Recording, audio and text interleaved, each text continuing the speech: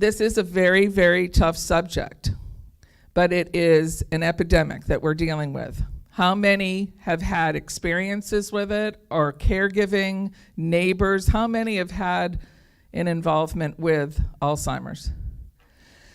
Yeah, see, this is what we see in most every civic organization that we talk with, any speaking engagement that we do. There's about 90% of us in the group that are having some sort of an experience with it. Now in Florida, what you're going to see is we have a lot of folks that don't have family here, correct? And now we have folks that are now concerned about their neighbors. And I will tell you that if the family will let you do it and you're doing it and caring for that person, they will continue to let you do it. So this is not only a family disease, it's not isolated to the home, it's isolated nowhere. It's a community disease. We're experiencing all over the place. One question that I had, and this is usually how I start out. Does anybody know the difference between Alzheimer's and dementia? Do you? Have you been to some of my things?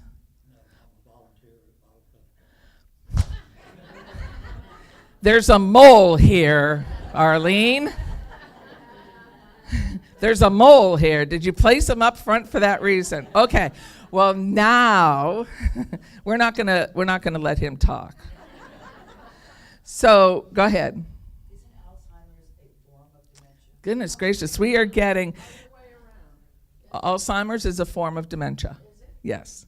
So Not the other way around? no. Okay. So what is happening here, and this is really interesting, you will see as you listen in this workshop some of the things that are happening. As a caregiver, 90% of us caregivers don't know what is happening to our person sitting right here. They have no idea what the symptoms and characteristics are. All they see is the behaviors. For those of you that are caregivers or folks that are dealing with it, how many are dealing with behaviors? Yeah, see, that's... So, okay, Alzheimer's and dementia. There's a big umbrella, and it's in your packet. There's a big umbrella. Imagine you open up that umbrella, and you start putting in all the symptoms that you think about. I'm sure that somebody's going to say memory loss, correct? Going to say confusion. How about personality changes? How about mood changes? How about rational thinking skills? Poor judgment. You know, we keep putting these symptoms in here, getting lost, going to familiar places. All of these are symptoms, okay? Underneath the umbrella is the actual disease of Alzheimer's.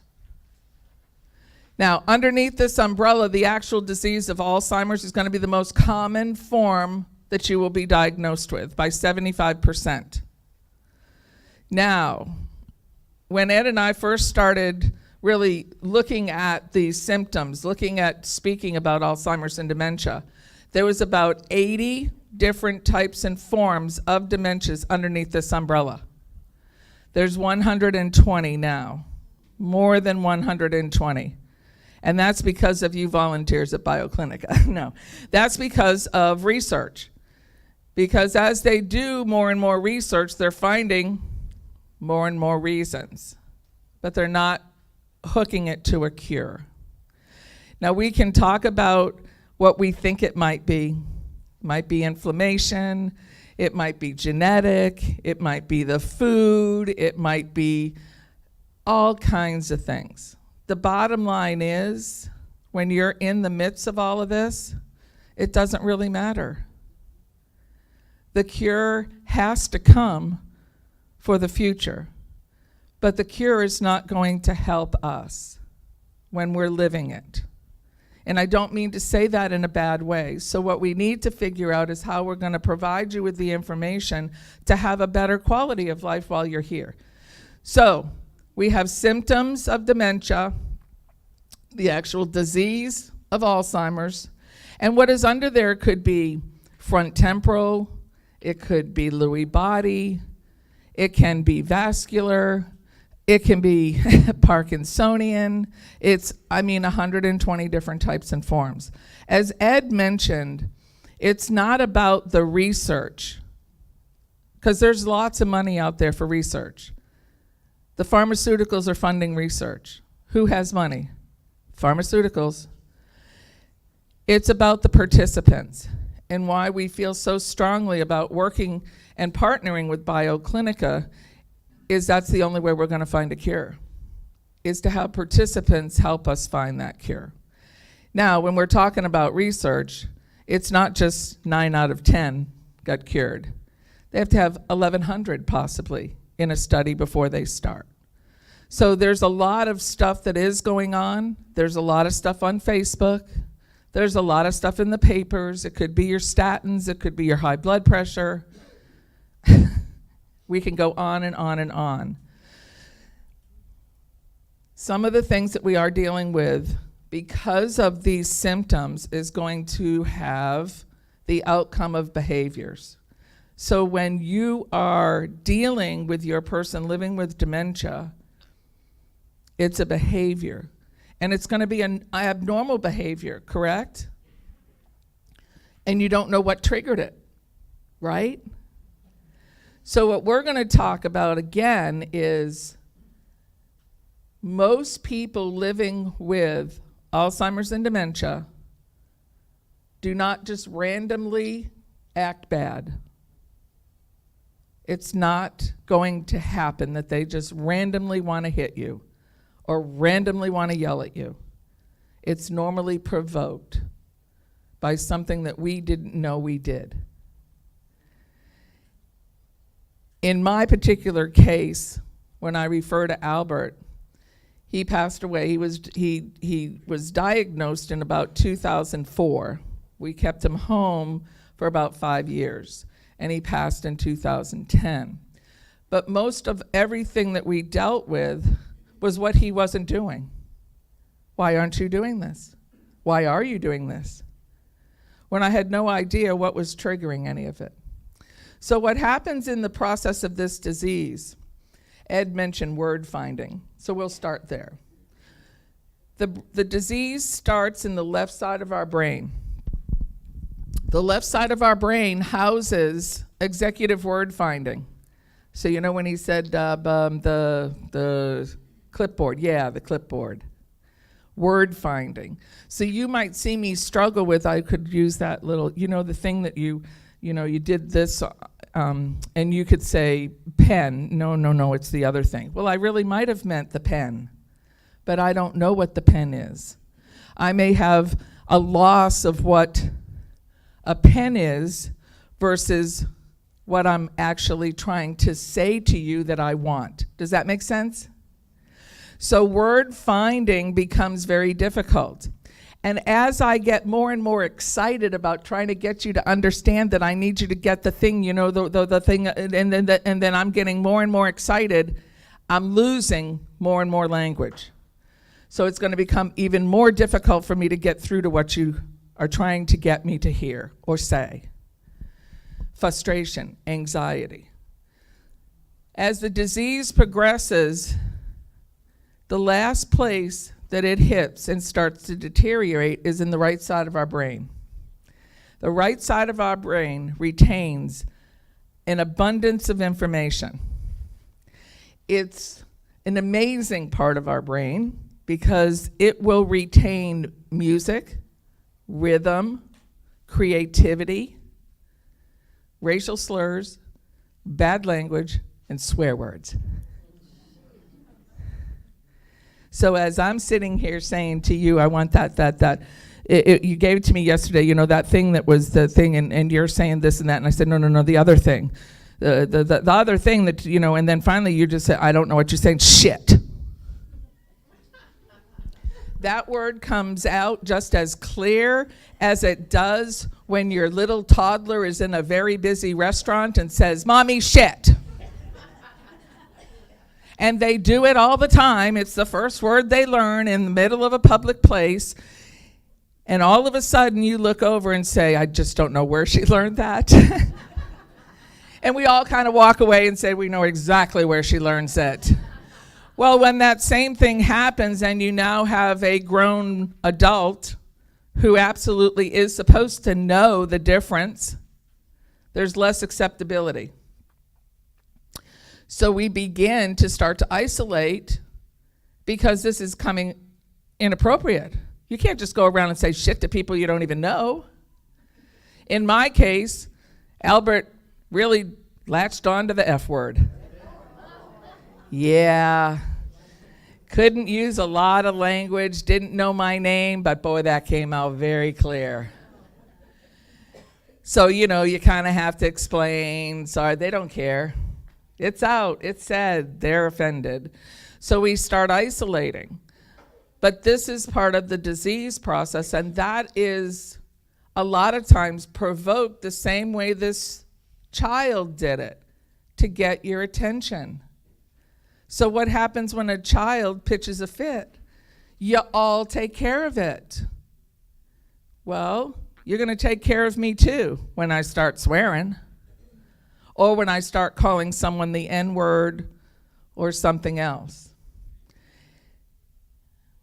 It becomes unacceptable. But there's a lot of great things in the right side of our brain that we need to utilize in this journey. Creativity, music, rhythm, hymns. Utilize that the best way we can and implement that in our care. So, one of the things that are affecting our persons living with Alzheimer's and dementia, and the things that we're going to talk about are going to be mid-stage. Why do I say mid-stage? Because we're about 3 to 4 years into the disease process before we decide to go get a diagnosis. Because people still believe that it's part of aging. They're 85, they can forget, right? Well, forgetting to go to the Publix and ending up in New Smyrna Beach, that's a problem. We might need to address that. It's not part of this normal aging process, but we protect our person because we love them. So we do that for as long as we can until there's a crisis. Like maybe the side view mirror on the car has been ripped off 4 times. That might be a sign that we need to look into it. So what we're going to talk about is the things that we know of from mid-stage, because that's where all our data is coming from by the time they come in to see and get a diagnosis. Now, like everything else, all of us may not experience, or our loved ones might not experience all of this, but they may experience some of it, just like medications. So one thing that we're looking into is when we get into a diagnosis, we really, really, really try to urge people to slow down on driving, not subtract it. And that's what I'm going to keep using through the course of this workshop. Do not subtract things from your person. They're not infants. Learn to substitute. So we will get a diagnosis, and what may happen is I will lose my peripheral vision. Peripheral vision is this. You can literally put your hands on the side of your head, and this is what I've lost. So if you put a square box on me, this is what my peripheral vision. So if I am driving, and I need to look to the left or the right, what do I have to do? But I'm also turning my whole body. And what happens? I'm not drunk.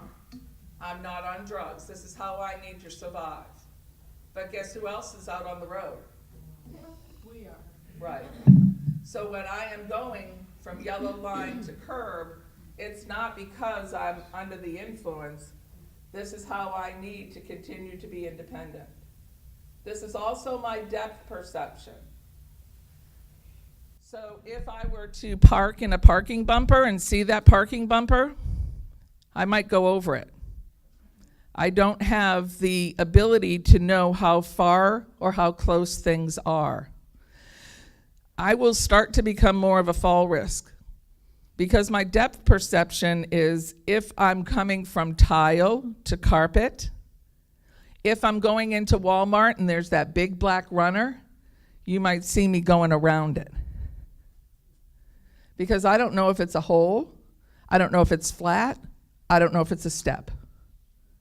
You might see me doing this, coming from carpet to tile, picking up my legs. I will become a fall risk because I can't see how far things are. I might see this little piece of paper on the floor, and I'll bend down and try and get it, and I don't know how far it is, and I'm on the floor.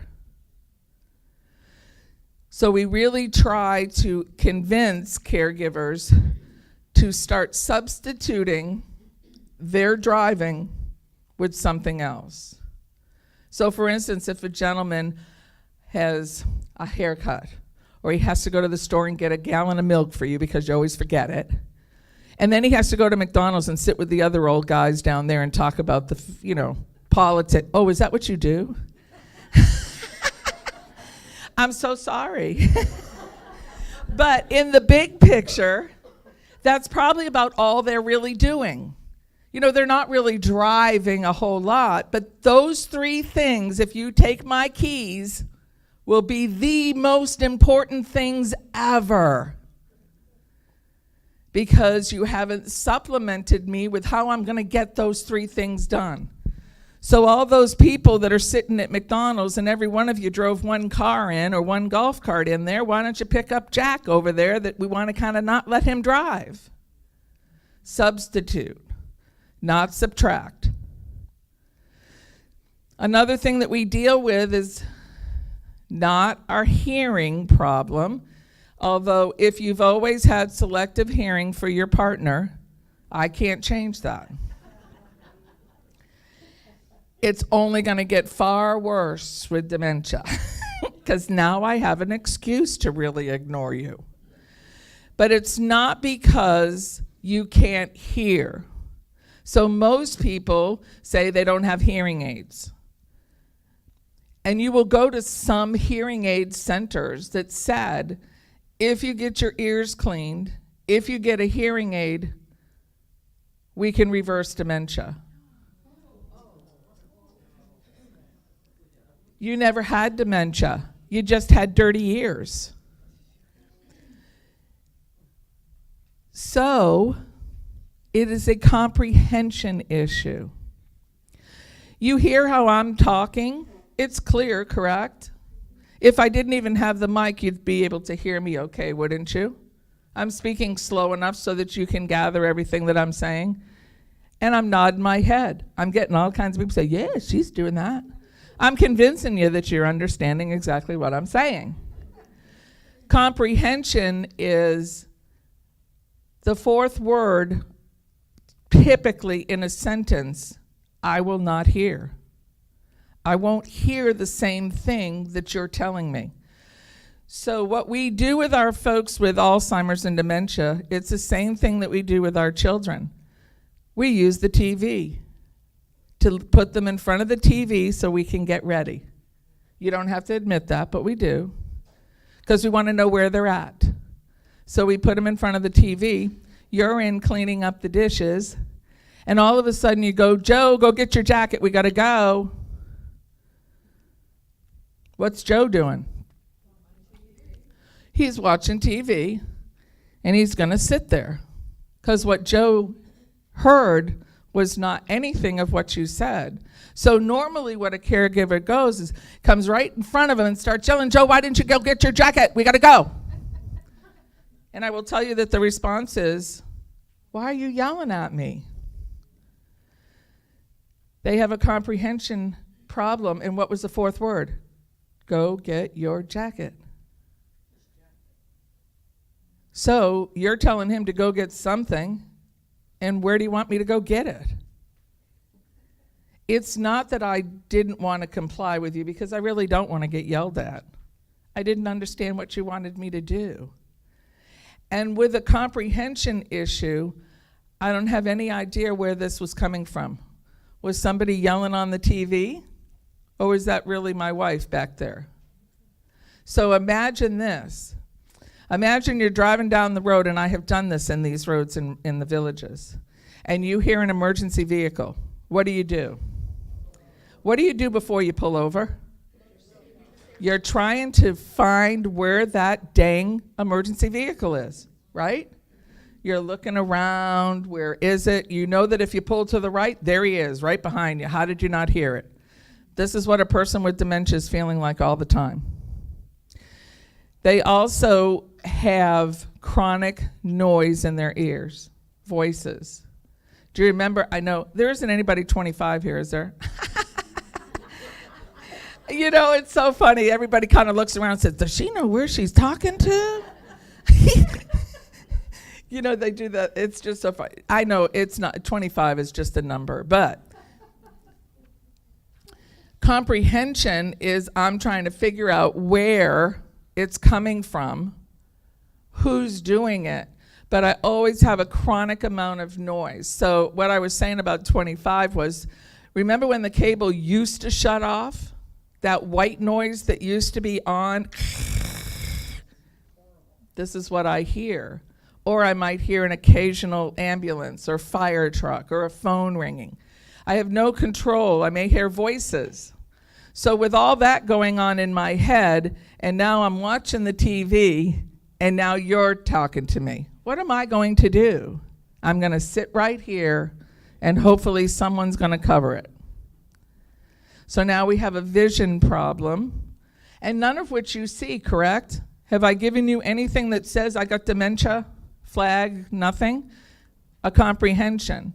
Another thing that I have an issue with is these three fingers are my skill and my dexterity. So we heard in a vision, a behavior would be that I'm hitting the side view mirror, I'm driving side to side. Comprehension is I'm not going to be able to obey commands. Dexterity and skill. For men, it might be that I could no longer button my shirts. So you will see me starting to dress different. And those buttons that are right there on the collar, they should be banned and cut off of men's shirts. I mean, I don't know how, I bet you never unbutton those collar buttons. They're so small. So now I lose the ability to be able to button my shirts, zip my pants, tie my shoes on. So maybe you will see me wearing my boxer pajamas. Maybe you'll see me wearing more t-shirts. I will not be able to work with these fingers. My dexterity is completely gone. The skill of doing things, opening water bottles, writing, eating, brushing my teeth. This is what controls that. But what I do have is what's left in these two fingers, and that's all the strength. You will hear people say, oh my God, she's so strong. She hits, she squeezes. That's designated by these three fingers. And when you notice that is when you shake hands. And they don't want to let go. So they'll shake, and they'll shake, and they'll shake. And what is controlling the shaking and letting go is these three fingers. What's controlling my squeeze and my strength is these two. So what I have is all the strength in the world, and I got no skill to let go. So I will squeeze your hands or grab onto you and won't know how to let go. It's not because I want to do that. I don't have any control. So for instance, a person, every Sunday they went to church, and she had her husband a white and button-down shirt that he always wore for church. Everybody knew at church that he was having some issues. He came to the door and he had a white polo shirt on. She just about freaked out. Where's your white shirt? Well, what he was actually telling her is I could no longer do it. So when she was telling me about this, I said, was the shirt clean? She said, yes, but you're not understanding it. It's not the white button-down shirt. I said, was it tucked in? She said, yes, but you're not understanding it was not the white button-down shirt. I said, did he get dressed by himself? She says, you do not understand me at all. I said, you're right, I don't. Because he did it on his own. It was clean. It was tucked in. And all of your friends at church knew that he had an issue congratulate him on getting dressed. But we get caught up with something being this close, and we don't know how to separate it as caregivers because we want everything to be the same. Well, it's not going to be the same. It's going to be different. So we have a skill, a strength, a dexterity. Another thing that happens is the balls of my feet are the only thing that I have feeling in. Most of us have some type of neuropathy. So what will happen to me is I will only walk on the balls of my feet, and now my whole gait changes, and I start to shuffle. I become a fall risk again. And look at where my eyes are now. So I see far less than what you ever see. So if I'm standing and you're sitting, we see two completely different things. And now with my gait changing like this, all I see is the floor. And I might not even recognize you till I get up to see your feet or your shoes. This is all things that are going on with our folks that you don't ever really notice, other than behaviors that might provoke you interacting with that person, correct? Another thing that happens is you will notice that your person will stop eating or not feel too interested in eating. They are losing their sense of smell. Now, I don't know about you, and I'll use Subway as an example. I might be thinking, I'll go into Subway and get a salad. Oh, heck, if they're baking bread, that salad ain't even in the book anymore. Because what just happened is I smelled before I ever saw and ever tasted. So if I don't have a sense of smell, my ability to feel hungry is gone. My sense of taste goes, and my sense of smell for my own odors. So as a grown adult daughter, we may go up and say, you know, Mom, I love you and all, but you stink. I just don't know what else to say, but you stink.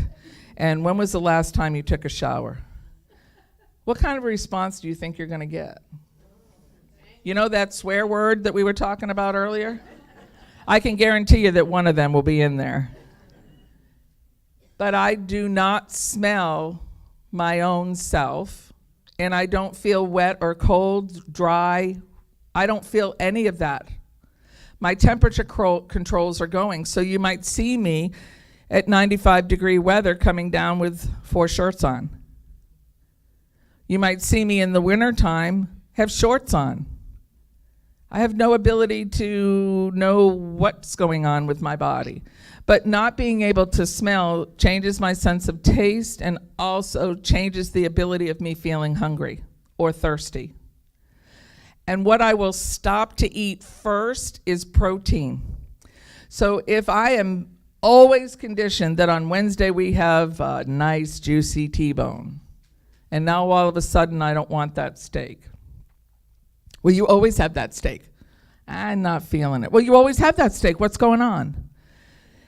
It's harder to process. Protein is very hard to process. And a person living with dementia told me, he was so cute, we love to put things out on somebody else, because if you'll assume it and you're a caregiver and so tired, you'll say, well, yeah, maybe that is true. So I said, you know, the protein, they just don't have the ability to process the protein a lot. He says, well, my teeth are old. I'm 90.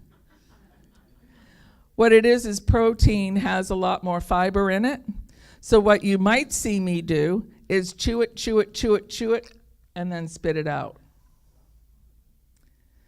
So I'll give you another example. Albert never liked grips. So I had to start having some help outside the home because I worked full time. Albert was 20 years older than I was and in better shape than I was. So I knew there was always going to be a caregiving aspect there, but not this. So we went to breakfast, and the gentleman said, "Which Sunday? Grits." I said, "Albert don't like grits." He says, "Well, he'll love my grits." I says, "Well, what do you do with your grits? They're any different with anybody else?" He says, "We put butter and syrup on it." See that sweet taste? If you're dealing with a person that's living with this disease, they don't ever have to eat another piece of chicken again if you give them cookies or ice cream. Never have to eat another piece of chicken. So I went back to pick Albert up because this was a daycare kind of situation. And I said, "So how'd you do with those grits there?" He said, "Oh, the grits." Albert loved the grits on the top. I said, "What do you mean on the top?" He said he ate all the syrup and the butter. And then he slid the grits off into a napkin and shoved them in his pocket. I said, "Where's the pants now?" But he got what he wanted out of it, and then the rest tasted like, I don't want it. The ability to lose the feeling of eating, I haven't. I love to eat, so I don't have dementia, and that's okay. I hope that I was really happy when they said that, your sweet tooth stays the longest. Heck, chocolate's fine for me.